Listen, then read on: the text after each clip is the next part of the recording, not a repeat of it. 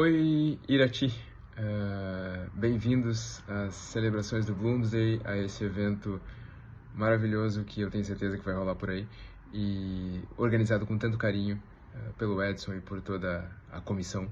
Eu fico feliz demais de ter sido convidado de novo a participar, ainda que remotamente, do evento e de poder dizer alguma coisa para vocês e me sentir parte desse evento. Primeiro eu queria dizer que eu, antes de gravar esse vídeo, pensei muito seriamente em colocar uma roupa de professor, uma roupa séria, mas depois eu pensei, não, é uma camiseta verde, é irlandesa, e além de tudo, é McCartney, é uma família irlandesa, então, e sem contar que é Paul McCartney, não precisa se justificar para nada. Então acho que estou a caráter. Vocês vão falar das sereias, né? Vocês vão falar de sereias. Eu acho uma belíssima entrada, eu acho um tema importante, eu acho uma porta relevante, poderosa, para se falar do Ulisses.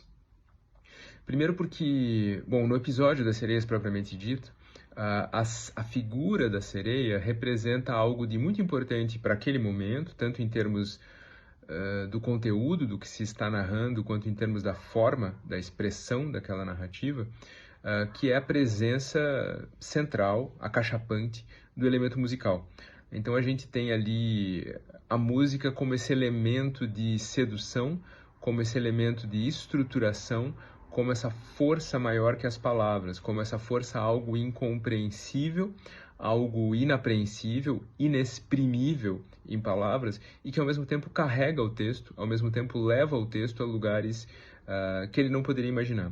Isso está muito presente no livro como um todo, é um livro em que se canta muito, um livro em que se ouve muita música, se pensa em muita música.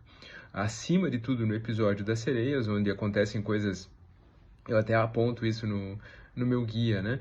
Acontecem coisas ali de nível de música profissional, a velocidade com que as pessoas transpõem o acompanhamento de piano das áreas, o tipo de execução das áreas de ópera que aparece ali, é tudo de nível amador altíssimo ou profissional de segunda ordem, digamos assim, profissional delicado. Tanto do ponto de vista dos executantes de piano quanto dos cantores. O repertório é muito variado, a ópera popular. Ópera popular é um conceito, parece que paradoxal para nós hoje no século XXI, né? Mas é necessário lembrar que a ópera era talvez a grande música popular daquele momento. Dublin era uma cidade muito musical, uma cidade em que as companhias de ópera não deixavam de passar, e as óperas de apelo mais direto, de música um tanto mais simples, talvez, um tanto mais assimilável numa primeira audição, faziam muito sucesso. E algumas dessas áreas, algumas dessas proto-canções, por assim dizer, se tornaram de fato hits. E esses temas, essas obras, aparecem bastante no episódio, junto com canções populares irlandesas, especialmente The Croppy Boy. Então, o ambiente está imerso em música. Mas mais do que isso, a música penetra a superfície do texto de várias maneiras.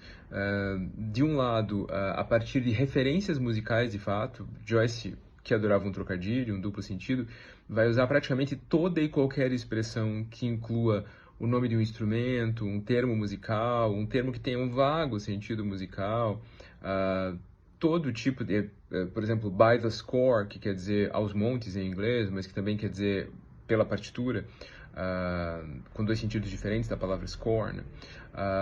Ele vai usar o tempo todo, ele vai usar expressões idiomáticas, duplos sentidos, qualquer coisa que coloque palavras musicais no texto.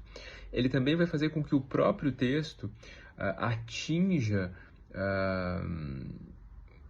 uma estatura em termos de sonoridade que até ali não tinha aparecido no Ulisses. O texto começa a ser muito mais brincalhão com a linguagem, o texto começa a abusar de recursos sonoros e começa a abusar também de recursos estruturais musicais. Ele vai fracionar as frases, ele vai usar motivos e retomadas, a ideia do refrão, por exemplo, a ideia do tema, que é reelaborado, uma ideia muito wagneriana, uma ideia também familiar à forma da sonata, que é uma forma que é importante para o Ulisses como um todo. Então, ele vai, como bom músico que ele era, né, como pessoa que vinha de uma formação musical e de uma relação muito intensa, muito forte com a música, ele vai empregar inúmeros recursos musicais para transformar o texto do episódio em uma coisa completamente diferente daquilo que a gente já tinha visto no livro.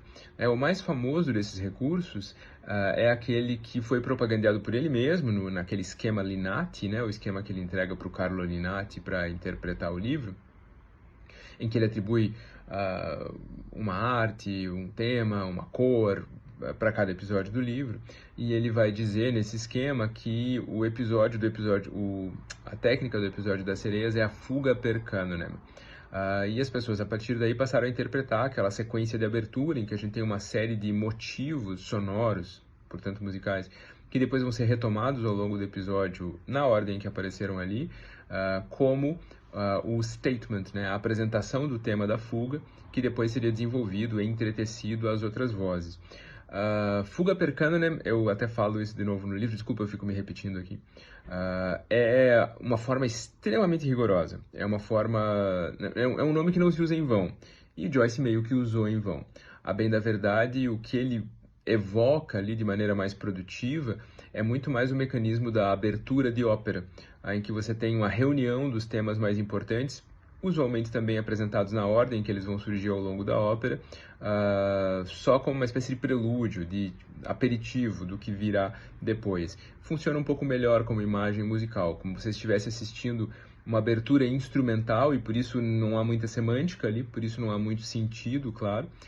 Há uma performance que depois vai ter texto, vai ter ação, vai ter cursos. É aquele que foi propagandeado por ele mesmo, naquele esquema Linati, né, o esquema que ele entrega para o Carlo Linati para interpretar o livro, em que ele atribui uma arte, um tema, uma cor para cada episódio do livro, e ele vai dizer nesse esquema que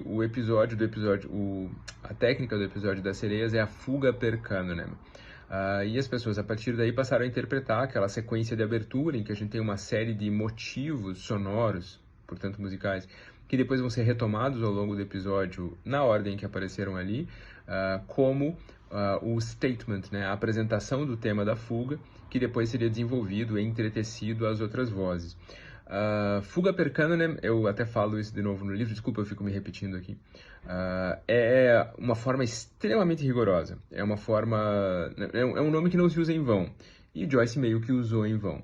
A bem da verdade, o que ele evoca ali de maneira mais produtiva é muito mais o mecanismo da abertura de ópera, em que você tem uma reunião dos temas mais importantes, usualmente também apresentados na ordem que eles vão surgir ao longo da ópera, só como uma espécie de prelúdio, de aperitivo do que virá depois. Funciona um pouco melhor como imagem musical, como se você estivesse assistindo uma abertura instrumental, e por isso não há muita semântica ali, por isso não há muito sentido, claro. Há uma performance que depois vai ter texto, vai ter ação, vai ter compreensão e narrativa. Eu acho que funciona muito melhor pensar assim no que está acontecendo ali. Mas então, de um lado, a gente tem esse dado das sereias, que em boa parte dos relatos mitológicos que a gente acessa mais rapidamente, de memória, ou mesmo na nossa tradição mais próxima, estão ligadas a essa ideia do canto, né? Essa ideia de utilizar o som, a sonoridade, como forma de condenar, de atrair, de assassinar os marinheiros, né? Não sei quanto vocês podem vir a falar disso, mas existem inclusive várias investigações sobre de onde teriam surgido as narrativas, os mitos das sereias, coisas como formações rochosas no mar que produziam ruídos específicos com o vento, tinham furos, tinham frestas e produziam sibilações e mesmo ruídos quase musicais, que podiam ter gerado esse mito de criaturas escondidas nesses lugares perigosos, portanto, porque formações rochosas em pleno mar, perigosos para os nautas, né, para os navegantes, e que eram como que personificadas ou transformadas em seres vivos sob a forma de diversos animais, né? Os relatos das histórias das sereias quase nunca, na antiguidade, envolviam a figura da bela mulher de seios expostos e rabo de peixe, que ficou depois cristalizada na nossa imaginação. Elas eram frequentemente descritas como criaturas horrorosas, frequentemente criaturas voadoras, inclusive, não criaturas do mar, mistos de pássaro com outros animais, mistos de pássaros e humanos, e assim por diante. Mas essas figuras, fossem elas como fossem elas o que fossem nesses relatos, estavam sempre ligadas a essa ideia da sonoridade e da sonoridade como isca que levaria à destruição. Então é muito curioso pensar que Ulisses se entrega a essa investigação da sereia, se entrega a essa elaboração do mito da sereia, consciente de que está correndo um risco, consciente de que está correndo o risco da destruição, de sossobrar, de afundar, de naufragar. E é muito interessante pensar no que isso pode representar para a obra subsequente do Joyce, especificamente, de maneira muito mais direta, ao Finnegan's Wake. Ou seja, será que Joyce ouviu o canto da sereia e de fato se deixou levar, de fato se deixou naufragar por essa atração da música, por essa atração do não sentido, por essa atração da sonoridade, seja ali nas sereias do Ulisses, seja a partir dali e nos episódios restantes do Ulisses, seja no próprio Finnegan's Wake. São questões para lá de interessantes para a gente elaborar. Mas além desse dado musical, desse dado sonoro, o tema das sereias também é importante no episódio, e isso fica bastante claro, e para o Ulisses como um todo, por um outro aspecto. Essa ideia de que as sereias são tradicionalmente, de novo, a gente não precisa entrar aqui nas minúcias das inúmeras e diferentes representações dessas figuras nas mitologias que a gente pode acessar, que a gente pode abordar, mas são tradicionalmente consideradas mulheres. Então, a gente tem uma conflação, né, uma soma da ideia da tentação, da ideia da isca, de destruição, e da ideia da figura feminina. E isso é extremamente interessante. Se a gente pensar que Ulisses é, como eu não canso de dizer, um livro fundamentalmente masculino, um livro centrado em figuras, em vozes, em ideias, em consciências masculinas, durante toda a sua duração, e que só vê esse processo ser alterado e ser revertido, na verdade, de maneira gloriosa e triunfante, quando da chegada do monólogo da Molly Bloom, que gera uma total reescrita, quase que, portanto, um apagamento de tudo que a gente viu no livro e uma reinstauração do texto agora sob espécie feminina, né? sob a voz de uma mulher. É um livro, portanto, que vai ter que esperar muito para dar voz à mulher. Vejam, dar voz, sonoridade. Dar voz à mulher.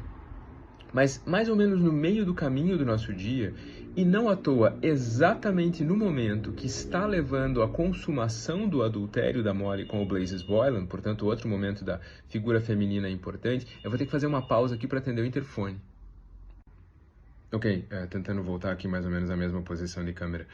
Vida real, né? Vida real. Eu estava falando de articulações e interrupções, aconteceu uma articulação, uma interrupção. Desculpa, gente. Mas eu ia dizendo justamente que não é à toa, né? A gente pensar que esse momento do símbolo da mulher como figura de atração, como figura de perdição, digamos com todas as letras, aconteça justo no momento em que a Molly está, não vou nem dizer cedendo, porque ela não precisou ser muito pressionada, aparentemente, mas em que a Molly está se entregando àquela relação adúltera e está exercitando justamente esse papel.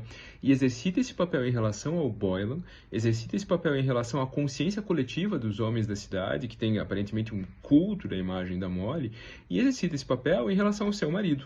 O próprio Bloom tem uma relação muito ambígua com esse desejo, porque ele se vê constantemente presa desse desejo, dessa relação de conforto, inclusive, que ele tem com a relação de carne que ele tem com a esposa, e ao mesmo tempo se vê condenado por isso, porque sabe que a vida sexual deles não é típica já há bastante tempo, e que ela parece frustrada e parece estar destinada ou interessada em procurar outras soluções. Então é muito relevante que isso aconteça aqui. É muito relevante que as sereias, nesse sentido, o episódio, funcionem como uma espécie de prolepse, né? Anunciando, olha, presta atenção, se você está se deixando levar pelo fato de que esse parece ser um livro exclusivamente de homens, volta atrás, pensa bem, me disse as irmãs Daedalus, me disse a Josie Breen, me disse Molly Bloom, me disse essas duas garçonetes, não são presenças femininas constantes em um livro que foi muito claramente mostrando esse elemento ambíguo, idealizado num certo sentido, mitificado, vamos pensar na figura das sereias,